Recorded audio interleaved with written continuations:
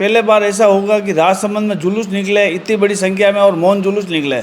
ये संदेश है सरकार को, इसको हमारी कमजोरी नहीं समझे। यहाँ के जनप्रतिनिधियों को भी संदेश है कि वो इसको लाइट नहीं ले, हल्के में नहीं ले, क्योंकि अगला कदम जो होगा वो अलग ही ढंग से, जैसा कभी आंदोलन राजसमंद में नहीं हुआ है उस ढंग से आंदोलन होगा और उसकी समस्त जवाबदारी यहाँ के प्रशासन की, यहाँ की सरकार की होगी। ऐसा हो रहा है, हर संघ, हर व्यवसायी और हर यहाँ का रहने वाला नागरिक हमारे इस हड़ताल में हमारे साथ कंधे से कंधे मिला के चल रहा है। सर, यहाँ के 30% लोगों ने पलायन कर चुके हैं, इससे ज़्यादा अतिशयोक्ति क्या होगी। आज आप यहाँ की तो बात छोड़िए, यहाँ से उदयपुर तक इफेक्ट होता है। उदयपुर के किसी व्यवसायी की किसी शॉप पे जाएंगे तो वो कहेंगे क्या बात है, आपकी हड़ताल नहीं खुली क्या। माइंस ओनर तो परेशान हो ही रहे हैं, लेकिन जनसाधारण, एक लेबर, एक व्यवसायी, एक ट्रक वाले, एक मैकेनिकल, हर आदमी की समस्या है कि उनके स्कूलों में फीस के पैसे नहीं है और वो बहुत परेशान है। और मैं तो और हाथ जोड़ के निवेदन करता हूँ यथाशीघ्र इस समस्या का समाधान निकालें, जिससे यहाँ की जनता, यहाँ के लोग जो इफेक्टिव हो रहे हैं, इफेक्टिव तो हो ही रहे हैं क्योंकि व्यवसाय पहले से बहुत गर्त में चला गया है, लेकिन जिंदा रह जाएं ऐसी व्यवस्था तो कम से कम करें। तो राजसमंद में इन दिनों लगातार एक मुद्दा बड़े मुखर तरीके से गूंजता सुनाई दे रहा है। विषय यहाँ की लाइफ लाइन से जुड़ा हुआ है, मार्बल रॉयल्टी। मार्बल रॉयल्टी का जो इन दिनों लगातार जिस तरह से सरकार ने दरों में बढ़ोतरी की है उसका विरोध हो रहा है और अब विरोध एक कदम और आगे बढ़ रहा है।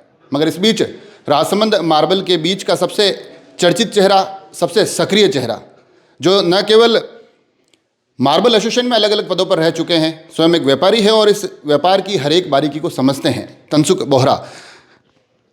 पहला सवाल, ये जो बढ़ोतरी हुई है, जब आपको खबर मिली क्या प्रतिक्रिया थी एक मार्बल व्यवसायी की?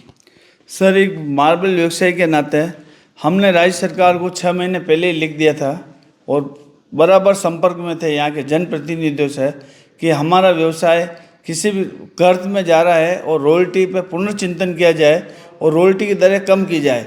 जो ही रॉयल्टी के बढ़ने के बारे में पता लगा, यहाँ के सब व्यवसाय को शौक लगा। हम आशा लगा रहे थे कि रॉयल्टी कम से कम पूर्ववत से रखी जाएगी, इससे ज़्यादा बढ़ी नहीं जाएगी, क्योंकि हम सभी जनप्रतिनिधियों से, यहाँ के अधिकारियों से पहले मिल चुके थे और निवेदन कर चुके थे कि रॉयल्टी का पुनर्मूल्यांकन किया जाए और यहाँ के जिस तरह का मटेरियल निकल रहा है उस मटेरियल के हिसाब से आप रॉयल्टी का मूल्यांकन करके रॉयल्टी की दरें कम करें। कल एक आंदोलन है, उसकी भी चर्चा करेंगे, मगर उससे पहले मैं आपसे ये जानना चाहता हूँ, क्योंकि मार्बल का जो व्यवसाय है, बीते अगर कुछ सालों को पैमाना बनाऊँ, जिस तरह से यहाँ पर डिपॉजिट में कमी आई है, माल में जो क्वालिटी है वो घटी है, लगातार गैंगसा बंद हो रहे हैं, ट्रेडर अपने जीवन के लिए बहुत मुश्किल दौर से गुजर रहा है, माइंसों की स्थिति भी बुरी है। अपने आप में इस मार्बल के व्यवसाय को इस वक्त एक सरकार से सहारे की ज़रूरत थी। एक बिजनेस जो सालों तक रॉयल्टी देता रहा, उसे सहारे की ज़रूरत थी, मगर यहाँ तो दोहरी मार हो गई इस रॉयल्टी की बढ़ोतरी के साथ ही। सर, आपको हकीकत से अगर मैं आपको रूबरू कराऊँ तो यहाँ पे अभी रॉयल्टी 450 रुपये सरकार ने की है और वर्तमान स्थिति में हर माइंस से आपको 50% मटेरियल 300 रुपये से 400 रुपये टन में जब चाहिए, जितना चाहिए, आप माइंस ओनर बढ़ने के लिए तैयार हैं।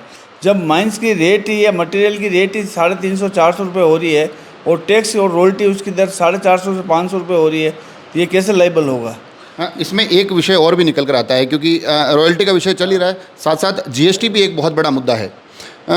जब जीएसटी बढ़ी थी तब कहते थे कि मार्बल विलासिता का साधन है, जबकि यहाँ की स्थिति मैं आपसे जानना चाहता हूँ, आप माइंस ओनर हैं, क्या माल की स्थिति रहती है, किस क्वालिटी का माल निकलता है? क्योंकि नेताओं को तो लगता है कि सब बहुत बेहतरीन 4000-5000 की रेट का ही निकलता है।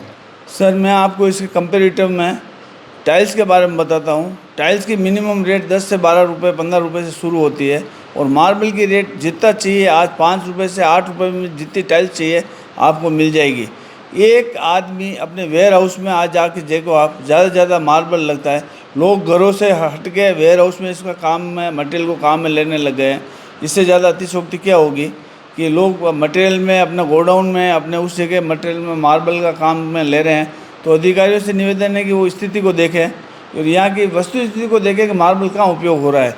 लोग घरों से हट के इनको अपने दूसरे स्टोरेज में काम में ले रहे हैं। एक सवाल यहाँ से और भी निकल कर आता है, अगर मैं पूछूं आपसे, तो क्योंकि राजसमंद की लाइफ लाइन है मार्बल, अगर लोगों को लगता है कि सिर्फ मार्बल व्यवसाय ही परेशान हो रहे हैं तो ये एक गलत होगा। आपको नहीं लगता है कि इस दौर में चाहे मार्केट जो दूसरा है, यहाँ से लेकर चाय की थड़ी तक वाले, ट्रैक्टर वाले, सभी लोग इन दिनों एक गंभीर संकट से जूझ रहे हैं।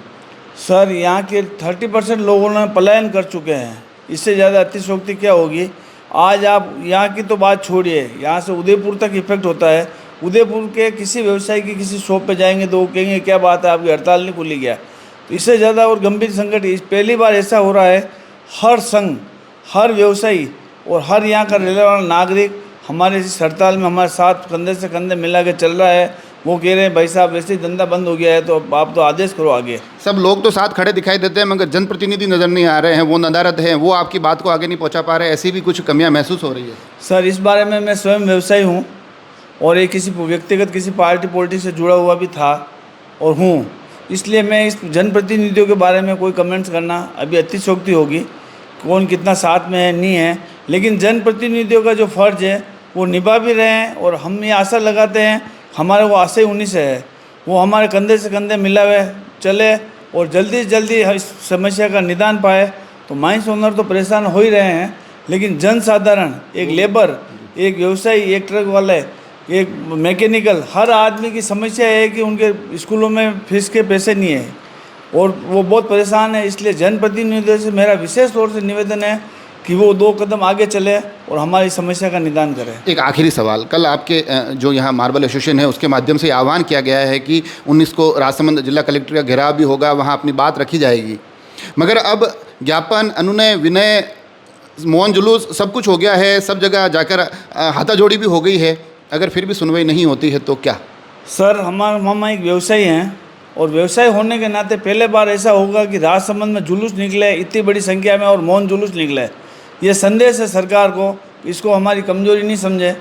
यहाँ के जनप्रतिनिधियों को भी संदेश है कि वो इसको लाइट नहीं ले, हल्के में नहीं ले, क्योंकि अगला कदम जो होगा वो अलग ही ढंग से, जैसा कभी आंदोलन राजसमंद में नहीं हुआ है उस ढंग से आंदोलन होगा और उसकी समस्त जवाबदारी यहाँ के प्रशासन की, यहाँ की सरकार की होगी कि हमारी की इम्तिहान की परीक्षा न ले।